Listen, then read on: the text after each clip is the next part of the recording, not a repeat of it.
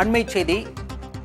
வரதட்சணை புகாரில் இருட்டுக்கடை உரிமையாளரின் மருமகன் ஆஜராகவில்லை என்ற அண்மை செய்தி கிடைத்திருக்கிறது. வரதட்சணை புகாரில் நெல்லை இருட்டுக்கடை உரிமையாளரின் மருமகன் ஆஜராகவில்லை. முன்னதாக வரதட்சணை கேட்டு புகார் அளிக்கப்பட்டிருந்த நிலையில் போலீசார் விசாரணைக்காக அழைத்திருந்த நிலையில் தற்போது விசாரணைக்கு அவருடைய மருமகன் ஆஜராகவில்லை.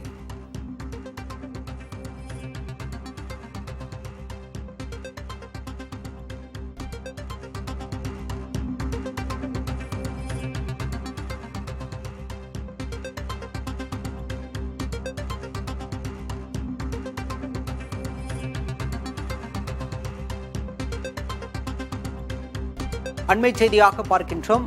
நெல்லை இருட்டுக்கடை உரிமையாளரின் மருமகன் சார்பில் அவருடைய வழக்கறிஞர் ஆஜராகி விளக்கம் அளித்திருப்பதாக தகவல் கிடைத்திருக்கிறது. முன்னதாக நெல்லை இருட்டுக்கடை உரிமையாளரின் மகள் தரப்பில் வரதட்சணை புகார் அளிக்கப்பட்டிருந்தது. இது தொடர்பான புகாரில் அவர் ஆஜராக உத்தரவிடப்பட்டிருந்தது. விவரங்களோடு செய்தியாளர் மருதுபாண்டி இணைந்திருக்கிறார். மருதுபாண்டி, ஏற்கனவே வரதட்சணை புகார் அளிக்கப்பட்டு விசாரணைக்கு அழைக்கப்பட்டிருந்தது. ஏன் அவர் ஆஜராகவில்லை? அவர் தரப்பில் என்ன விளக்கம் அளிக்கப்பட்டிருக்கிறது? பாலா, திருநெல்வேலியின் அடையாளமாக இருக்கக்கூடிய இருட்டுக்கடை அல்வாவின் உரிமையாளர் கவிதா சிங் ஹரி இவரோட மகள் கனிஷ்காவுக்கு கடந்த பிப்ரவரி மாதம் நெல்லையில் பிரம்மாண்டமாக திருமணம் நடைபெற்ற நிலையில் அந்த திருமணத்தின் போது கோயம்புத்தூரை சேர்ந்த மாணவனுக்கு திருமணம் செய்து கொடுக்கப்பட்டிருந்தது. இந்த நிலையில் இருட்டுக்கடை அல்வாவை தன்னோட பேருக்கு மாற்றம் செய்து தர வேண்டும் என வரதட்சணை கேட்டு மகளை சித்திரவதை செய்வதாக இருட்டுக்கடை உரிமையாளர் கவிதா சிங் புகார் மனுவானது கடந்த சில தினங்களுக்கு முன்பு நெல்லை மாநகர காவல் ஆணையருக்கும் தமிழக முதலமைச்சரின் தனிப்பிரிவுக்கும் அளித்திருந்தார்.